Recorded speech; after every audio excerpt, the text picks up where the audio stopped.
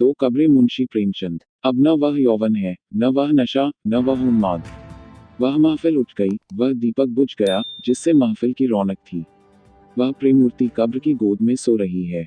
हाँ, उसके प्रेम की छाप अब भी हृदय पर है और उसकी अमर स्मृति आंखों के सामने। वीरांगनाओं में ऐसी वफा, ऐसा प्रेम, ऐसा व्रत दुर्लभ है और रईसों में ऐसा विवाह, ऐसा समर्पण, ऐसी भक्ति और भी दुर्लभ। कुंवर राव नवीर सिंह रोज बिला नागा संध्या समय जोहरा की कब्र के दर्शन करने जाते, उसे फूलों से सजाते, आंसुओं से सींचते। 15 साल गुजर गए, एक दिन भी नागा नहीं हुआ। प्रेम की उपासना ही उनके जीवन का उद्देश्य था, उस प्रेम का जिसमें उन्होंने जो कुछ देखा वही पाया और जो कुछ अनुभव किया उसी की याद अब भी उन्हें मस्त कर देती है। इस उपासना में सुलोचना भी उनके साथ होती, जो जोहरा का प्रसाद और कुंवर साहब की सारी अभिलाषाओं का केंद्र थी।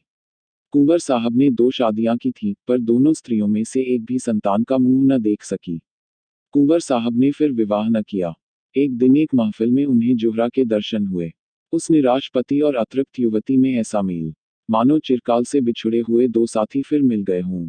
जीवन का बसंत विकास संगीत और सौरभ से भरा हुआ आया, मगर अफसोस 5 वर्षों के अल्पकाल में उसका भी अंत हो गया। वह मधुर स्वप्न निराशा से भरी हुई जागृति में लीन हो गया। वह सेवा और व्रत की देवी 3 साल की सुलोचना को उनकी गोद में सौंपकर सदा के लिए सिधार गई।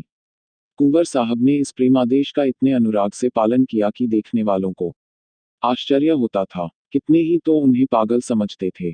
सुलोचना ही की नींद सोते, उसी की नींद जागते, खुद पढ़ाते, उसके साथ सैर करते इतनी एकाग्रता के साथ जैसे कोई विधवा अपने अनाथ बच्चे को पाले। जब से वह यूनिवर्सिटी में दाखिल हुई, उसे खुद मोटर में पहुंचा आते और शाम को खुद जाकर ले आते। वह उसके माथे पर से वह कलंक धो डालना चाहते थे, जो मानो विधाता ने क्रूर हाथों से लगा दिया था।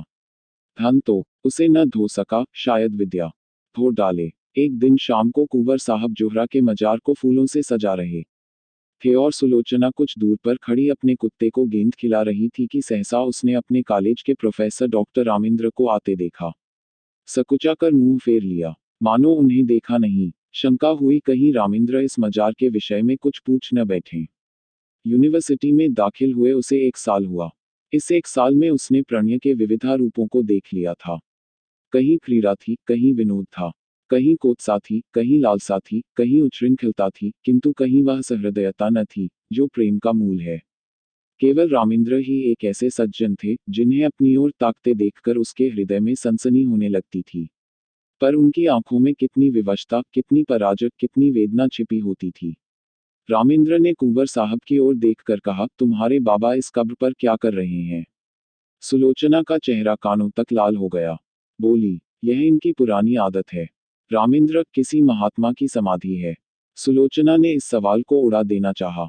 रामेंद्र यह तो जानते थे कि सुलोचना कुंवर साहब की दाश्ता औरत की लड़की है, पर उन्हें यह न मालूम था कि यह उसी की कब्र है और कुंवर साहब अतीत प्रेम के इतने उपासक हैं। मगर यह प्रश्न उन्होंने बहुत धीमे स्वर में न किया था। कुंवर साहब जूते पहन रहे थे। यह प्रश्न उनके कान में अड़ गया। जल्दी से जूता पहन लिया और समीप जाकर बोले, संसार की आंखों में तो वह महात्मा न थी, पर मेरी आंखों में थी और है। यह मेरे प्रेम की समाधि है। सुलोचना की इच्छा होती थी, यहाँ से भाग जाऊं, लेकिन कुंवर साहब को जोहरा के यशोगान में आत्मिक आनंद मिलता था। रामेंद्र का विस्मय देखकर बोले, इसमें वह देवी सो रही है, जिसने मेरे जीवन को स्वर्ग बना दिया था। यह सुलोचना उसी का प्रसाद है। रामेंद्र ने कब्र की तरफ देखकर आश्चर्य से कहा, अच्छा। कुंवर साहब ने मन में उस प्रेम का आनंद उठाते हुए कहा, वह जीवन ही और था, प्रोफेसर साहब। ऐसी तपस्या मैंने और कहीं नहीं देखी। आपको फुर्सत हो तो मेरे साथ चलिए। आपको उन यौवन स्मृतियों। सुलोचना बोल उठी, वे सुनाने की चीज नहीं है, दादा। कुंवर, मैं रामेंद्र बाबू को गैर नहीं समझता। रामेंद्र को प्रेम का यह अलौकिक रूप मनोविज्ञान का एक रत्न सा मालूम हुआ। वह कुंवर साहब के साथ ही उनके घर आए और कई घंटे तक उन हसरत में डूबी हुई प्रेम स्मृतियों को सुनते रहे। जो वरदान मांगने के लिए उन्हें साल भर से साहस न होता था, दुविधा में पड़कर रह जाते थे, वह आज उन्होंने मांग लिया। लेकिन विवाह के बाद रामेंद्र को नया अनुभव हुआ। महिलाओं का आना जाना प्रायः बंद हो गया। इसके साथ ही मर्द दोस्तों की आमदरफ्त बढ़ गई। दिन भर उनका तांता लगा रहता था। सुलोचना उनके आदर सत्कार में लगी रहती। प हले 1-2 महीने तक तो रामेंद्र ने इधर ध्यान नहीं दिया, लेकिन जब कई महीने गुजर गए और स्त्रियों ने बहिष्कार का त्याग न किया तो उन्होंने एक दिन सुलोचना से कहा, यह लोग आजकल अकेले ही आते हैं। सुलोचना ने धीरे से कहा, हाँ देखती तो हूँ। रामेंद्र, इनकी औरतें तो तुमसे परहेज नहीं करती। सुलोचना, शायद करती हूँ। रामेंद्र, मगर वे लोग तो विचारों के बड़े स्वाधीन हैं। इनकी औरतें भी शिक्षित हैं, फिर यह क्या बात है? सुलोचना ने दबी जबान से कहा, मेरी समझ में कुछ नहीं आता। रामेंद्र ने कुछ देर असमंजस में पड़कर कहा, हम लोग किसी दूसरी जगह चले जाएं तो क्या हर्ज? वहां तो कोई हमें न जानता होगा। सुलोचना ने अब की तीव्र स्वर में कहा, दूसरी जगह क्यों जाएं? हमने किसी का कुछ बिगाड़ा नहीं है, किसी से कुछ मांगते नहीं। जिसे आना हो आए, न आना हो न आए। मुंह क्यों छिपाएं? धीरे धीरे रामेंद्र पर एक और रहस्य खुलने लगा, जो महिलाओं के व्यवहार से कहीं अधिक घृणास्पद और अपमानजनक था। रामेंद्र को अब मालूम होने लगा कि ये महाशय जो आते हैं और घंटों बैठे सामाजिक और राजनीतिक प्रश्नों पर बहसें किया करते हैं, वास्तव में विचार विनिमय के लिए नहीं बल्कि रूप की उपासना के लिए आते हैं। उनकी आंखें सुलोचना को खोजती रहती हैं। उनके कान उसी की बातों की ओर लगे रहते हैं। उसकी रूप माधुरी का आनंद उठाना ही उनका अभीष्ट है। यहाँ उन्हें वह संकोच नहीं होता, जो किसी भले आदमी की बहू बेटी की ओर आंखें नहीं उठने देता। शायद वे सोचते हैं, यहाँ उन्हें कोई रोक टोक नहीं है। कभी कभी जब रामेंद्र की अनुपस्थिति में कोई महाशय आ जाते तो चना को बड़ी कठिन परीक्षा का सामना करना पड़ता। अपनी चितवनों से, अपने कुत्सित संकेतों से, अपनी रहस्यपूर्ण बातों से, अपनी लंबी सांसों से उसे दिखाना चाहते थे कि हम भी तुम्हारी कृपा के भिखारी हैं। अगर रामेंद्र का तुम पर 16 आना अधिकार है, तो थोड़ी सी दक्षिणा के अधिकारी हम भी हैं। सुलोचना उस वक्त जहर का घूंट पीकर रह जाती। अब तक रामेंद्र और सुलोचना दोनों क्लब जाया करते थे। वहां उदार सज्जनों का अच्छा जमघट रहता था। जब तक रामेंद्र को किसी की ओर संदेह न था, वह उसे आग्रह करके अपने साथ ले जाते थे। सुलोचना के पहुंचते ही यहाँ एक स्फूर्ति सी उत्पन्न हो जाती थी। जिस मेज पर सुलोचना बैठती उसे लोग घेर लेते थे। कभी कभी सुलोचना गाती थी। उस वक्त सबके सब उन्मत्त हो जाते। क्लब में महिलाओं की संख्या अधिक न थी। मुश्किल से 5-6 लेडियां आती थीं, मगर वे भी सुलोचना से दूर दूर रहती थीं, बल्कि अपनी भाव भंगिमाओं और कटाक्षों से वे उसे जता देना चाहती थीं कि तुम पुरुषों का दिल खुश करो, हम कुल वधुओं के पास तुम नहीं आ सकती। लेकिन जब रामेंद्र पर इस कटु सत्य का प्रकाश हुआ, तो उन्होंने क्लब जाना छोड़ दिया, मित्रों के यहाँ आना जाना भी कम कर दिया और अपने यहाँ आने वालों की भी उपेक्षा करने लगे। वह चाहते थे कि मेरे एकांतवास में कोई विघ्न न डाले। आखिर उन्होंने बाहर आना जाना छोड़ दिया। अपने चारों ओर छल कपट का जाल सा बिछा हुआ मालूम होता था। किसी पर विश्वास न कर सकते थे, किसी से सद्व्यवहार की आशा नहीं। सोचते ऐसे धूर्त, कपटी, दोस्ती की आड़ में गला काटने वाले आदमियों से मिले ही क्यों। वे स्वभाव से मिलनसार आदमी थे, पक्के यारबाश। यह एकांतवास जहां न कोई सैर थी, न विनोद, न कोई चहल पहल, उनके लिए कठिन कारावास से कम न था। यद्यपि कर्म और वचन से सुलोचना की दिलजोई करते रहते थे, लेकिन सुलोचना की सूक्ष्म और सशंक आंखों से अब यह बात छिपी न थी कि यह अवस्था इनके लिए दिन दिन असह्य होती जाती थी। वह दिल में सोचती, इनकी यह दशा मेरे ही कारण तो है, मैं ही तो इनके जीवन का कांटा हो गई। एक दिन उसने रामेंद्र से कहा, आजकल क्लब क्यों नहीं चलते? कई सप्ताह हुए घर से निकलते तक नहीं। रामेंद्र ने बेदिली से कहा, मेरा जी कहीं जाने को नहीं चाहता। अपना घर सबसे अच्छा है। सुलोचना, जी तो उगता ही होगा। मेरे कारण यह तपस्या क्यों करते हो?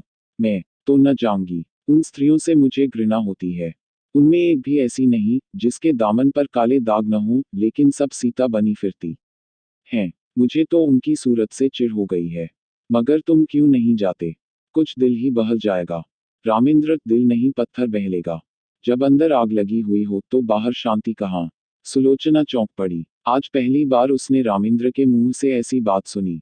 वह अपने ही को बहिष्कृत समझती थी। अपना अनादर जो कुछ था, उसका था। रामेंद्र के लिए तो अब भी सब दरवाजे खुले हुए थे। वह जहां चाहे जा सकते हैं, जिनसे चाहे मिल सकते हैं, उनके लिए कौन सी रुकावट है? लेकिन नहीं, अगर उन्होंने किसी कुलीन स्त्री से विवाह किया होता, तो उनकी यह दशा क्यों होती? प्रतिष्ठित घरानों की औरतें आती, आपस में मैत्री बढ़ती, जीवन सुख से कटता, रेशम का पैबंद लग जाता। अब तो उसमें टाट का पैबंद लग गया। मैंने आकर सारे तालाब को गंदा कर दिया। उसके मुख पर उदासी छा गई। रामेंद्र को भी तुरंत मालूम हो गया कि उनकी जबान से एक ऐसी बात निकल गई जिसके दो अर्थ हो सकते हैं। उन्होंने फौरन बात बनाई, क्या तुम समझती हो कि हम और तुम अलग अलग हैं? हमारा और तुम्हारा जीवन एक है। जहां तुम्हारा आदर नहीं वहां मैं कैसे जा सकता हूँ? फिर मुझे भी समाज के इन रैगे सियारों से घृणा हो रही है। मैं इन सबों के कच्चे चिट्ठे जानता हूँ। पद या उपाधि या धन से किसी की आत्मा शुद्ध नहीं हो जाती। जो ये लोग करते हैं, वह अगर कोई नीचे दर्जे का आदमी करता उसे कहीं मुंह दिखाने की हिम्मत न होती। मगर यह लोग अपनी सारी बुराइयां उदारतावाद के पर्दे में छिपाते हैं। इन लोगों से दूर रहना ही अच्छा। सुलोचना का चित्त शांत हो गया। दूसरे साल सुलोचना की गोद में एक चांद सी बालिका का उदय हुआ। उसका नाम रखा गया शोभा। कुंवर साहब का स्वास्थ्य इन दिनों कुछ अच्छा न था।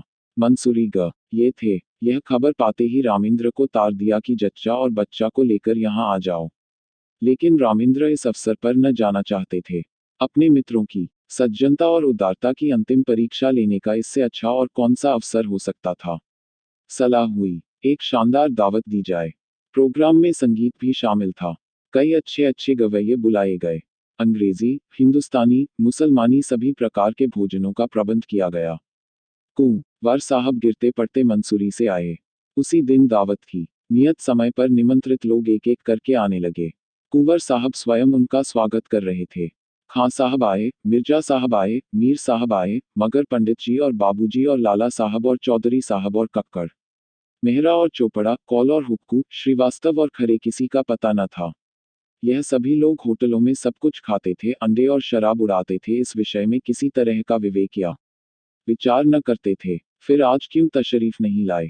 इसलिए नहीं कि छूत छात का विचार था, बल्कि इसलिए कि वह अपनी उपस्थिति को इस विवाह के समर्थन की सनद समझते थे और वह सनद देने की उनकी इच्छा न थी। 10 बजे रात तक कुंवर साहब फाटक पर खड़े रहे। जब उस वक्त तक कोई न आया, तो कुंवर साहब ने आकर रामेंद्र से कहा, अब लोगों का इंतजार फजूल है। मुसलमानों को खिला दो और बाकी सामान गरीबों को दिला दो। रामेंद्र एक कुर्सी पर हतबुद्धि से बैठे हुए थे। कुंठित स्वर में बोले, जी हाँ, यही तो मैं सोच रहा हूँ। कुंवर, मैंने तो पहले ही समझ लिया था। हमारी तौहीन नहीं हुई। खुद उन लोगों की कलाई खुल गई। रामेंद्र, खैर परीक्षा तो ह गई। कहिए तो अभी जाकर एक एक की खबर लूं। कुंवर साहब ने विस्मित होकर कहा, क्या उनके घर जाकर? रामेंद्र, जी हाँ। पूछूं कि आप लोग जो समाज सुधार का राग अलापते फिरते हैं, वह किस बल पर? कुंवर, व्यर्थ है। जाकर आराम से लेटो। नेक और बद की सबसे बड़ी पहचान अपना दिल है। अगर हमारा दिल गवाही दे कि यह काम बुरा नहीं तो फिर सारी दुनिया मुंह फेर ले, हमें किसी की परवाह न करनी चाहिए। रामेंद्र, लेकिन मैं इन लोगों को यूं न छोऊंगा, एक एक की बखिया उधोड़कर न रख दूं तो नाम नहीं। यह कहकर उन्होंने पत्तल और सकोरे उठवा उठवा कर कंगालों को देना शुरू किया। रामेंद्र सैर करके लौटे ही थे कि वेश्याओं का एक दल सुलोचना को बधाई देने के लिए आ पहुंचा। जुहरा की एक सगी भतीजी थी, गुलनार। सुलोचना के यहाँ पहले बराबर आती जाती थी। इधर 2 साल से न आई थी। यह उसी का बधावा था। दरवाजे पर अच्छी खासी भीड़ हो गई थी। रामेंद्र ने यह शोरगुल सुना। गुलनार ने आगे बढ़कर उन्हें सलाम किया और बोली, बाबूजी, बेटी मुबारक, बधावा लाई हूँ। रामेंद्र पर मानो लकवा सा गिर गया। सिर झुक गया और चेहरे पर कालिमा सी पुत गई। न मुंह से बोले, न किसी को बैठने का इशारा किया, न वहां से हिले। बस मूर्तिवत खड़े रह गए। एक बाजारी औरत से नाता पैदा करने का ख्याल इतना लज्जास्पद था, इतना जघन्य कि उसके सामने सज्जनता भी मौन रह गई। इतना शिष्टाचार भी न कर सके कि सबों का कमरे में ले जाकर बिठा तो देते। आज पहली ही बार उन्हें अपने अधपतन का अनुभव हुआ।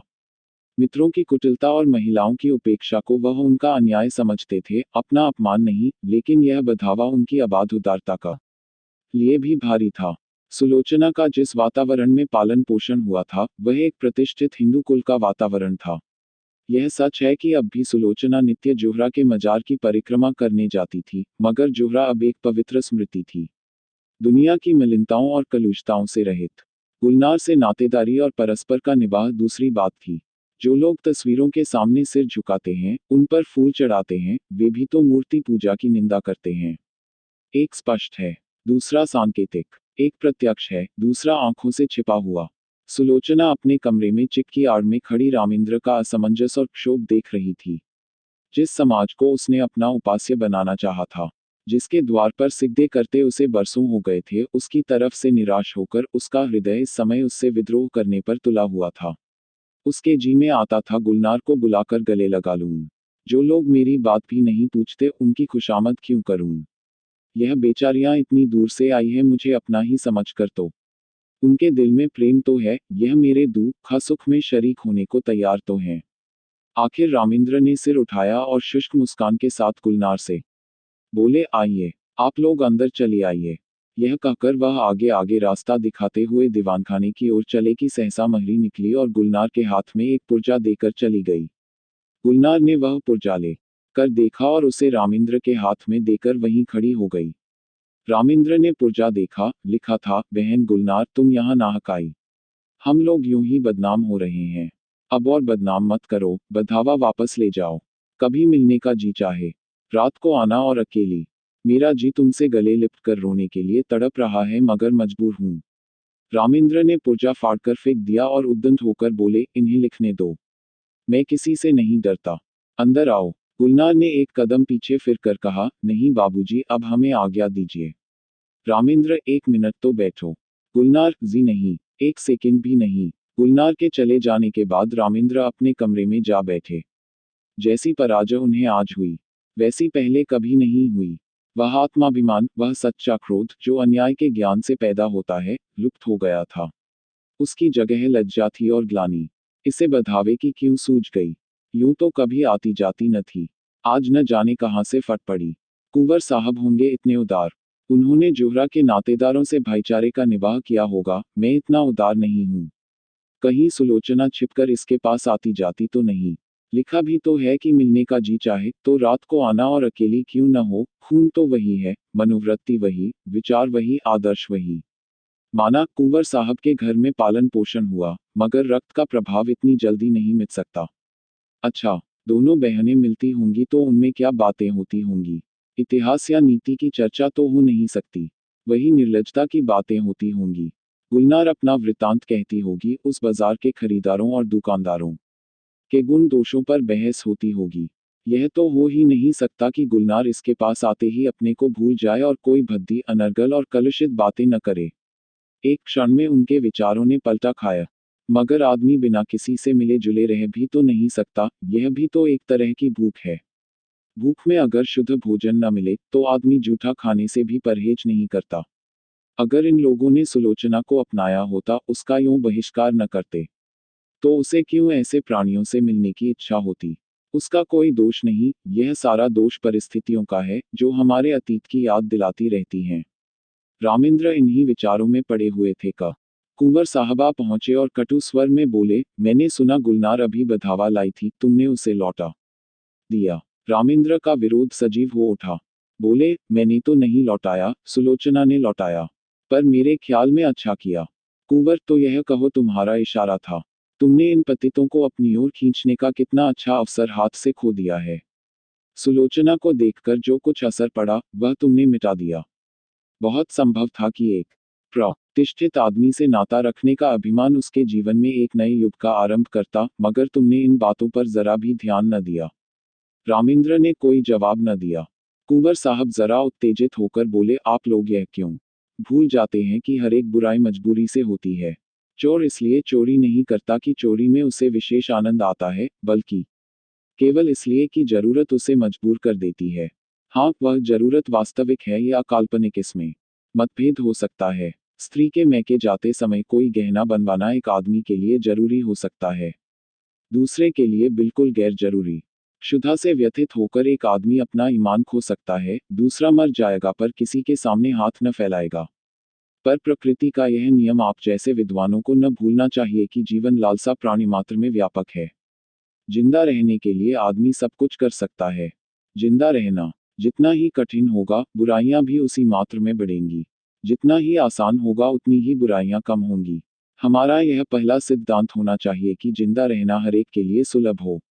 रामेंद्र बाबू, आपने इस वक्त इन लोगों के साथ वही व्यवहार किया जो दूसरे आपके साथ कर रहे हैं और जिससे आप बहुत दुखी हैं। रामेंद्र ने इस लंबे व्याख्यान को इस तरह सुना जैसे कोई पागल बक रहा हो। इस तरह की दलीलों का वह खुद कितनी ही बार समर्थन कर चुके थे, पर दलीलों से व्यथित अंग की पीड़ा नहीं शांत होती। पतित स्त्रियों का नातेदार की हैसियत से द्वार पर आना इतना अपमानजनक था कि रामेंद्र किसी दलील से पराभूत होकर उसे भूल न सकते थे। बोले, मैं ऐसे प्राणियों से कोई संबंध नहीं रखता, यह विष अपने घर में नहीं फैलाना चाहता। सहसा सुलोचना भी कमरे में आ गई। प्रसवकाल का असर अभी बाकी था, पर उत्तेजना ने चेहरे को आरक्त कर रखा था। रामेंद्र सुलोचना को देखकर तेज हो गए। वह उसे जता देना चाहते थे कि इस विषय में मैं एक रेखा तक जा सकता हूँ, उसके आगे किसी तरह नहीं जा सकता। बोले, मैं यह कभी पसंद न करूंगा कि कोई बाजारी औरत किसी भेष में मेरे घर आए। रात को अकेले या सूरत बदलकर आने से इस बुराई का असर नहीं मिट सकता। मैं समाज के दंड से नहीं डरता, इस नैतिक विष से डरता हूँ।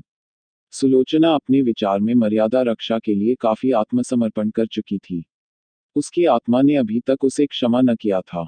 तीव्र स्वर में बोली, क्या तुम चाहते हो कि मैं इस कैद में अकेले जान दे दूं? कोई तो हो जिससे आदमी हंसे। बोले, रामेंद्र ने गर्म होकर कहा, हंसने बोलने का इतना शौक था तो मेरे साथ विवाह न कर ना चाहिए था। विवाह का बंधन बड़ी हद तक त्याग का बंधन है। जब तक संसार में इस विधान का राज्य है और स्त्री कुल मर्यादा की रक्षक समझी जाती है, उस वक्त तक कोई मर्द यह स्वीकार न करेगा कि उसकी पत्नी बुरे आचरण का प्राणियों से किसी प्रकार का संसर्ग रखे। कुंवर साहब समझ गए कि इस वाद विवाद से रामेंद्र और भी जिद पकड़ लेंगे और मुख्य विषय लुप्त हो जाएगा, इसलिए नम्र स्वर में बोले, लेकिन बेटा, यह क्यों ख्याल करत हो कि ऊंचे दर्जे की पढ़ी लिखी स्त्री दूसरों के प्रभाव में आ जाएगी, अपना प्रभाव न डालेगी। रामेंद्र, इस विषय में शिक्षा पर मेरा विश्वास नहीं। शिक्षा ऐसी कितनी बातों को मानती है जो रीति नीति और परंपरा की दृष्टि से त्याज्य हैं। अगर पांव फिसल जाए तो हम उसे काटकर फेंक नहीं देते, पर मैं इसके सामने सिर झुकाने को तैयार नहीं हूँ। मैं स्पष्ट कह देना चाहता हूँ कि मेरे साथ रहकर पुराने संबंधों का त्याग करना पड़ेगा। इतना ही नहीं, मन को ऐसा बना लेना पड़ेगा कि ऐसे लोगों से उसे खुद घृणा हो। हमें इस तरह अपना संस्कार करना पड़ेगा कि समाज अपने अन्याय पर लज्जित हो, न यह कि हमारे आचरण ऐसे भ्रष्ट हो जाएं कि दूसरों की निगाह में यह तिरस्कार औचित्य का स्थान पा जाए। सुलोचना ने उद्धत होकर कहा, स्त्री इसके लिए मजबूर नहीं है कि वह आपकी आंखों से देखे और आपके कानों से सुने। उसे यह निश्चय करने का अधिकार है कि कौन सी चीज उसके हित की है, कौन सी नहीं। कुंवर साहब भयभीत होकर बोले, सिलो, तुम भूली जाती हो कि बातचीत में हमेशा मुलायम शब्दों का व्यवहार करना चाहिए। हम झगड़ा नहीं कर रहे हैं, केवल एक प्रश्न पर अपने अपने विचार प्रकट कर रहे हैं। सुलोचना ने निर्भीकता से कहा, जी नहीं, मेरे लिए बेड़ियां तैयार की जा रही हैं। मैं इन बेड़ियों को नहीं पहन सकती। मैं अपनी आत्मा को उतना ही स्वाधीन समझती हूँ जितना कोई मर्द समझता है। रामेंद्र ने अपनी कठोरता पर कुछ लज्जित होकर कहा, मैंने तुम्हारी आत्मा की स्वाधीनता को छीनने की कभी इच्छा नहीं की, और न मैं इतना विचारहीन हूँ। शायद तुम भी इसका समर्थन करोगी, लेकिन क्या तुम्हें विपरीत मार्ग पर चलते देखूं तो मैं तुम्हें समझा भी नहीं सकता। सुलोचना, उसी तरह जैसे मैं तुम्हें समझा सकती हूँ, तुम मुझे मजबूर नहीं कर सकते। रामेंद्र, मैं इसे नहीं मान सकता। सुलोचना, अगर मैं अपने किसी नातेदार से मिलने जाऊं तो आपकी इज्जत में बट्टा लगता है। क्या इसी तरह आप यह स्वीकार करेंगे कि आपका व्यभिचारियों से मिलना जुलना मेरी इज्जत में दाग लगाता है? रामेंद्र, हाँ, मैं मानता हूँ। सुलोचना, आपका कोई व्यभिचारी भाई आ जाए तो आप उसे दरवाजे से भगा देंगे। रामेंद्र, तुम मुझे इसके लिए मजबूर नहीं कर सकती। सुलोचना, और आप मुझे मजबूर कर सकते हैं। बेशक। क्यों? इसलिए कि मैं पुरुष हूँ, इस छोटे से परिवार का मुख्य अंग हूँ। इसलिए कि तुम्हारे ही कारण मुझे। रामेंद्र कहते कहते रुक गए, पर सुलोचना उनके मुंह से निकलने वाले शब्दों को ताड़ गई। उसका चेहरा तमतमा उठा, मानो छाती में बर्छी सी लग गई। मन में ऐसा उद्वेग उठा कि इसी क्षण घर छोड़कर, सारी दुनिया से नाता तोड़कर चली जाऊं और फिर इन्हें कभी मुंह न दिखाऊं। अगर इसी का नाम विवाह है कि किसी की मर्जी की गुलाम होकर रहूं, अपमान सहन करूं, तो से विवाह को दूर ही से सलाम है। वह तैश में आकर कमरे से निकलना चाहती थी कि कुंवर साहब ने लपककर उसे पकड़ लिया और बोले, क्या करती हो बेटी, घर में जाओ, क्यों रोती हो? अभी तो मैं जीता हूँ, तुम्हें क्या गम है? रामेंद्र बाबू ने कोई ऐसी बात नहीं कही और न कहना चाहते थे। फिर आपस की बातों का क्या बुरा मानना। किसी अवसर पर तुम भी जो जी में आए कह लेना। यूं समझाते हुए कुंवर साहब उसे अंदर ले गए। वास्तव में सुलोचना कभी गुलनार से मिलने की इच्छुक न थी। वह उससे स्वयं भागती थी। एक क्षणिक आवेश में उसने गुलनार को वह पुर्जा लिख दिया था। मन में स्वयं समझती थी, इन लोगों से मेल जोल रखना मुनासिब नहीं, लेकिन रामेंद्र ने यह विरोध किया। यही उसके लिए असह्य था। यह मुझे मना क्यों करें? क्या मैं इतना भी नहीं समझती? क्या इन्हें मेरी ओर से इतनी शंका है? इसीलिए तो कि मैं कुलीन नहीं हूँ। मैं अभी अभी गुलनार से मिलने जाऊंगी, जिद्दन जाऊंगी। देखूं मेरा क्या करते हैं। लाड़ प्यार में पली हुई सुलोचना को कभी किसी ने तीखी आंखों से न देखा था। कुंवर साहब उसकी मर्जी के गुलाम थे। रामेंद्र भी इतने दिनों उसका मुंह जोते रहा। हे, आज अकस्मात यह तिरस्कार और फटकार पाकर उसकी स्वेच्छा, प्रेम और आत्मीयता के सारे नातों को पैरों से कुचल डालने के लिए विकल हो उठी। वह सब कुछ सह लेगी, पर यह ध्वंस, यह अन्याय, यह अपमान उससे न सहा जाएगा। उसने खिड़की से सिर निकालकर कोचवान को पुकारा और बोली, गाड़ी लाओ, मुझे चौक जाना है, अभी लाओ। कुंवर साहब ने चुमकार कर कहा, बेटी सिल्लो, क्या कर रही हो, मेरे ऊपर दया करो। इस वक्त कहीं मत जाओ, नहीं हमेशा के लिए पछताना पड़ेगा। रामेंद्र बाबू भी बड़े गुस्सेवर आदमी हैं। फिर तुमसे बड़े हैं, ज्यादा विचारवान हैं, उन्हीं का कहना मान जाओ। मैं तुमसे सच कहता हूँ। तुम्हारी माँ जब थी तो कई बार ऐसी नौबत आई कि मैंने उनसे कहा, घर से निकल जाओ। पर उस प्रेम की देवी ने कभी ड्योढ़ी के बाहर पांव नहीं निकाला। इस वक्त धैर्य से काम लो। मुझे विश्वास है, जरा देर में रामेंद्र बाबू खुद लज्जित होकर तुम्हारे पास अपराध क्षमा कराने आएंगे। सहसा रामेंद्र ने आकर पूछा, गाड़ी क्यों मंगवाई, कहाँ जा रही हो? रामेंद्र का चेहरा इतना क्रोधोन्मत्त हो रहा था कि सुलोचना सहम उठी। दोनों आंखों से ज्वाला सी निकल रही थी। नथने फड़क रहे थे, कांप रही थी। यह कहने की हिम्मत न पड़ी कि गुलनार के घर जाती हूँ। गुलनार का नाम सुनते ही शायद यह मेरी गर्दन पर सवार हो जाएंगे, इस भय से वह कांप उठी। आत्मरक्षा का भाव प्रबल हो गया। बोली, जरा अम्मा के मजार तक जाऊंगी। रामेंद्र ने डॉटकर कहा, कोई जरूरत नहीं वहां जाने की। सुलोचना ने कातर स्वर में कहा, क्यों, अम्मा के मजार तक जाने की भी रोक है? रामेंद्र ने उसी ध्वनि में कहा, हाँ। सुलोचना, तो फिर अपना घर संभालो। मैं जाती हूँ। रामेंद्र, जाओ, तुम्हारे लिए क्या, यह न सही दूसरा घर सही। अभी तक तस्मा बाकी था, वह कट गया। यूं शायद सुलोचना वहां से कुंवर साहब के बंगले पर जाती, 2-4 दिन रूठी रहती।